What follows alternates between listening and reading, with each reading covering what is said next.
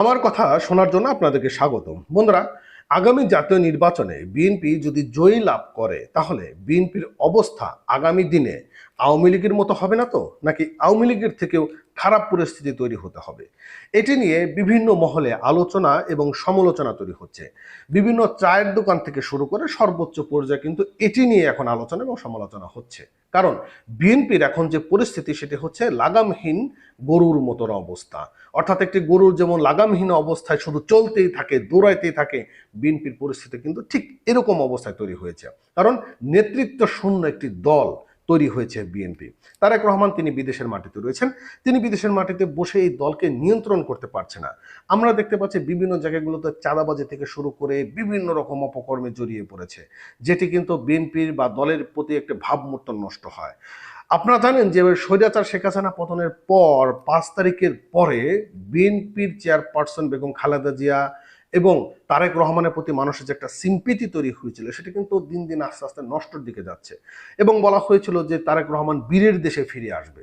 যেই তারেক রহমানকে এই দেশে বীরের দেশে ফিরিয়ে আনার জন্য প্রস্তুতি করা হচ্ছিল, এখন সেই তারেক রহমানকে নিয়ে কিন্তু এখন মিছিল বের করা হয়, নেগেটিভিটি মিছিল বের করা হয়। আপনারা সেই মিছিল সম্পর্কে জানেন এবং দেখেছেনও সেই মিছিলটি। এখন এই যে মানে বর্তমান বিএনপির যে একটা অবস্থান তৈরি হচ্ছে, এই অবস্থানটা যদি মানে নিয়ন্ত্রণ না থাকে বা নিয়ন্ত্রণ করতে না পারে তাহলে কিন্তু পরিস্থিতি খুবই খারাপ দিকের দিকে চলে যাবে। বন্ধুরা, কালবেলা পত্রিকায় একটা নিউজও প্রকাশ করা হয়েছে, যারা হেডলাইন ধরেছে যে ধৈর্যের চাপ বাড়ছে বিএনপির। এখন এই যে বিএনপির যে ধৈর্যের চাপটি বাড়ছে এটা কিন্তু সত্য কথা।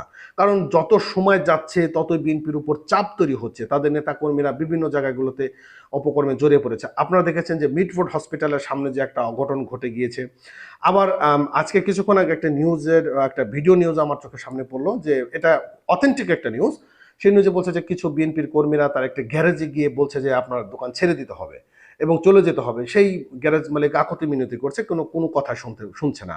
আর একটা নিউজ গতকালকে হয়েছে যে আপনার সম্ভবত পল্টনে অথবা গুলশানে যে জায়গাটা হবে, যে বিএনপির কিছু নেতা কর্মীরা তারা সশস্ত্রভাবে একটি ব্যবসায়ীর উপর আক্রমণ করেছেন এবং তার কাছ থেকে 10 কোটি টাকা চাঁদা চেয়েছেন। এই যে তারা অবস্থানটা তৈরি করছে প্রকাশ্য দিবালোকে, এবং এটি যে মানে হিডেন করার মতন অবস্থা বা এটি আইডেন্টিফাই করা যাচ্ছে না যে কারা এই কাজটা করছে, শুধুমাত্র বিএনপির উপর চাপিয়ে দিচ্ছে সেটা কিন্তু না।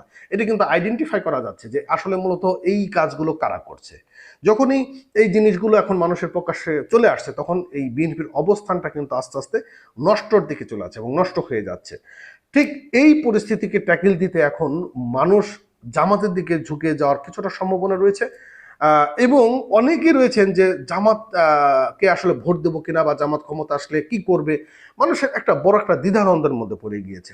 ঠিক এই যে দুটি চিপার যে জায়গা, মানে দুটি রাজনৈতিক দল যে এখন অবস্থা, ঠিক ওই অবস্থানের যে একটা ফাঁকা জায়গা রয়েছে সেই জায়গাটাতে কিন্তু আওয়ামী লীগ আস্তে আস্তে প্রবেশ করা শুরু করছে এবং আস্তে আস্তে প্রবেশ করবে।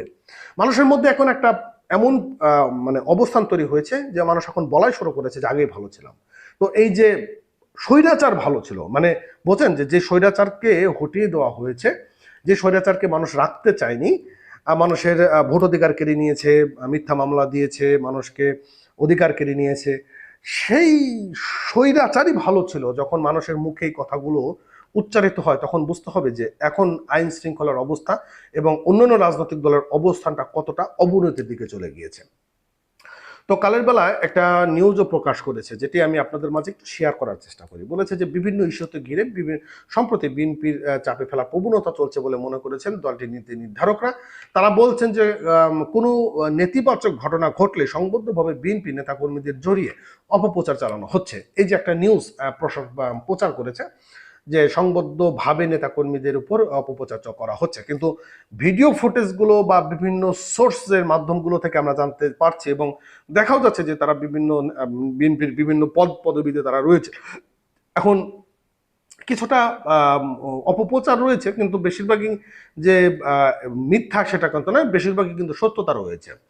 আচ্ছা, বিশেষ করে সামাজিক যোগাযোগের মাধ্যম এবং নেট দুনিয়ায় কটাক্ষপূর্ণ এবং অশালীন আক্রমণ চলছে, অথচ এর কোনো অন্যায়ের বিরুদ্ধে বিএনপি সবসময় জিরো টলারেন্স নীতি গ্রহণ করেছেন। বিএনপি সবসময় অন্যায়ের বিরুদ্ধে জিরো টলারেন্স নীতি গ্রহণ করেছেন। দেখুন, ঢাকা শহরগুলোতে বা বিভাগীয় শহর বা জেলা শহরগুলোতে বিএনপির যে আধিপত্য সেটা তো রয়েছে, গ্রাম অঞ্চলেও কিন্তু এখন ঢুকে গিয়েছে। অতএব আমি যেটা মনে করি যে বিএনপি একটা বড় রাজনৈতিক দল, বিএনপি একটা গণতন্ত্র বিশ্বাসী একটা রাজনৈতিক দল। আম, এটা একটা বড়, এখন এই মুহূর্তে বিএনপির মধ্যে একটা সংস্কারের প্রয়োজন রয়েছে এবং তারেক রহমান অতি শীঘ্রই দেশে ফিরে আসা উচিত এবং দেশে ফিরে এসে এই দলটাকে অবশ্যই বাঁচানো উচিত। কেননা এরকম একটা বড় রাজনৈতিক দল এই মুহূর্তে যদি ধসে পড়ে তাহলে দেশের উপর একটা বড় প্রভাবিত তৈরি হবে। কারণ এই মুহূর্তে আওয়ামী লীগ নেই, মাঠে এখন বিএনপি রয়েছে। আজকে যদি বিএনপির অবস্থাও আওয়ামী লীগের মতন অবস্থা তৈরি হয় তাহলে আগামী বাংলাদেশ মানে বলতে বাধ্য হচ্ছে সোমালিয়া ছাড়া আর কোনো উপায় নেই।